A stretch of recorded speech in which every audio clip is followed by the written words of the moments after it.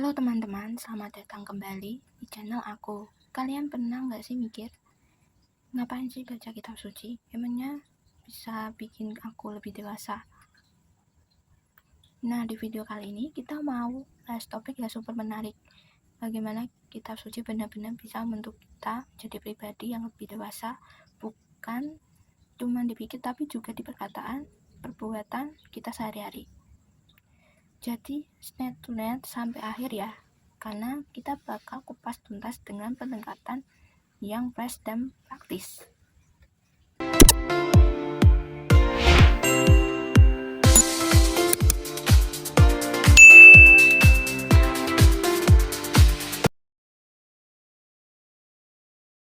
Sebelum kita masuk ke ini, kita perlu paham dulu nih, kedewasaan itu nggak cuma soal umur atau pengalaman. Secara psikologis, kedewasaan itu mencakup 3 aspek penting. Pertama, kognitif. Ini soal cara kita berpikir. Dewasa dalam pikiran artinya kita bisa bicara kritis, bijaksana, dan gak asal jonet orang lain. Kedua, akuatif.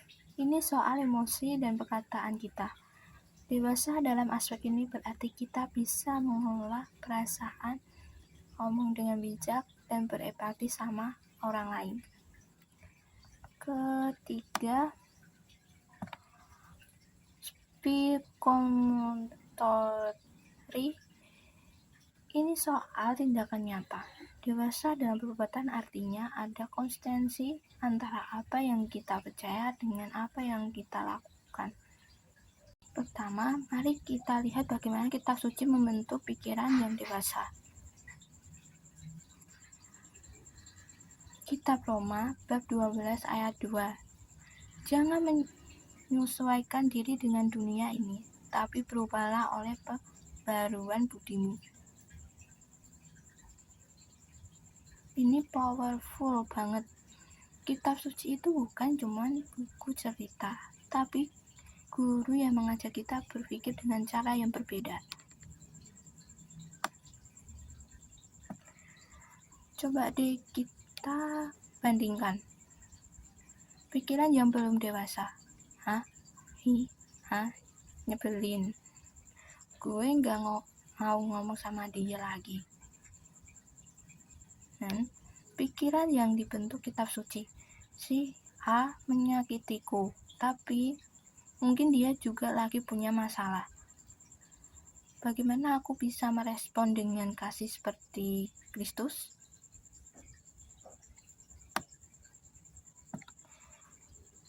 Lihat bedanya, kitab suci mengajak kita untuk berpikir reflektif, enggak reaktif. Melihat dari perspektif yang lebih luas, bukan cuma ego kita, mencari hikmat Tuhan, bukan cuma logika manusiawi. Contoh praktik. Dalam katekese, ketika kita mempelajari kisah Yusuf yang dihianati saudara-saudaranya, kita belajar berpikir jangka panjang. Yusuf gak balas dendam karena dia bisa melihat rencana Tuhan yang lebih besar. Ini adalah kedewasaan kognitif, kemampuan melihat dari momennya. Sekarang kita masuk ke aspek afektif, soal emosi dan perkataan kita. Jujur aja nih, aspek yang paling challenge. Kita hidup di zaman ini dimana orang gampang banget marah-marah di medsos atau ngomong tanpa filter.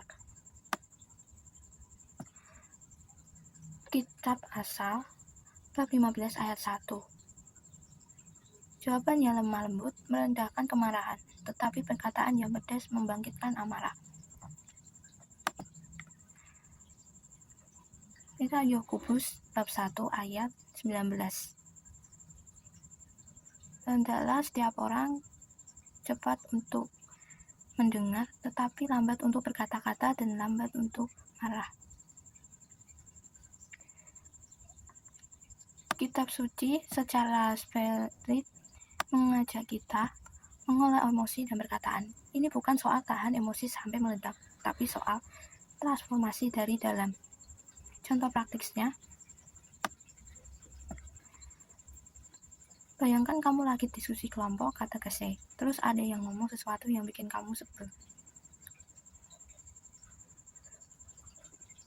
Respon belum dewasa, langsung nyolot, kamu tuh gak ngerti apa-apa.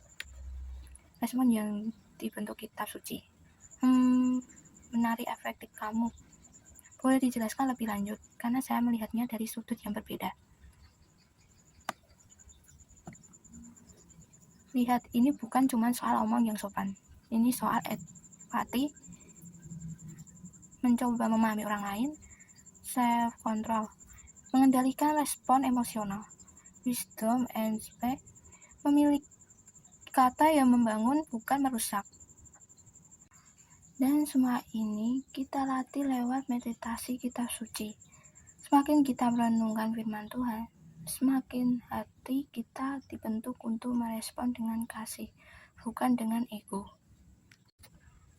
Oke, bagian terakhir mungkin yang paling penting, spikolotori, tindakan nyata kita. Kitab Yakobus bab 2 ayat 17, bila kita tegas, iman tanpa perbuatan pada hakikatnya adalah mati. Ini adalah ultimate tes kedewasaan. Apakah ada konsistensi antara apa yang kita imani dengan apa yang kita lakukan?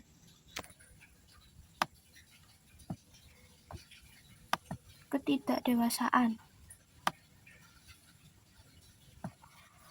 Bacaan Matius bab 2 tentang melayani orang miskin, tapi tetap jual karena lihat mengemis di jalan. Kedewasaan, bacaan Matius 25, terdekat untuk volunteer di panti asuhan atau berbagi dengan yang membutuhkan. Contoh dalam katekese. Dalam katekese kita nggak cuma belajar tentang Yesus yang melayani, tapi kita diajak untuk melakukan apa yang Yesus lakukan. Yesus mencuci kaki murid, kita belajar melayani dengan rendah hati. Yesus memberi makan 5.000 orang, kita belajar berbagi dengan yang lapar. Yesus mengampuni Petrus dengan belajar memberi rikokai ke orang lain.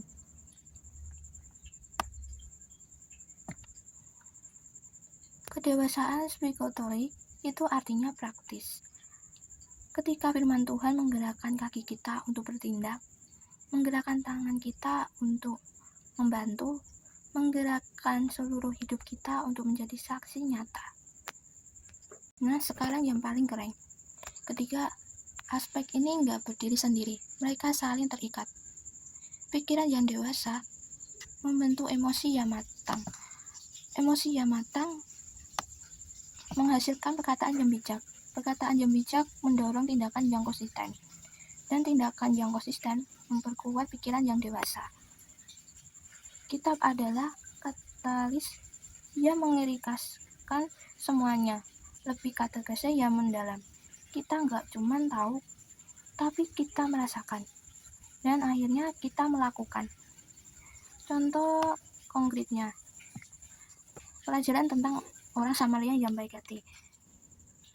Kognitif, kita belajar bahwa kasih itu melampaui batas etnis dan prasangka. Kedua, afektif, kita tersentuh oleh kompassion si Samaria dan menyadari sikap kita yang saling terjunit mental.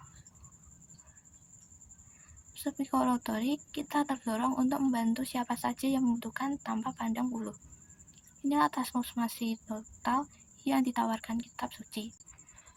Teman-teman, kesimpulannya, kitab suci bukan sekedar buku kuno yang harus kita baca karena tuntunan agama. Kitab suci adalah panduan hidup yang membentuk kita menjadi pribadi yang lebih utuh dan dewasa. Lewat pembaruan budi, transformasi hati, konsistensi tindakan. Kitab suci membuat kita jadi makin mirip Kristus. Tantangan saya buat kalian minggu ini, pilih salah satu kisah dari Injil, bacaan dengan mempertahan dan tanyakan pada diri sendiri. Pertama, Apa yang ini ajarkan pada pikiranku? Apa yang ini ubah dalam hatiku? Apa yang harus aku lakukan setelah membaca ini? Dan share pengalaman kalian di kolom komentar ya. Saya pengen tahu gimana kitab suci mengubah hidup kalian. Kalau video ini bermanfaat, jangan lupa like, comment, subscribe, dan share ke teman-teman yang lain. See you di video berikutnya.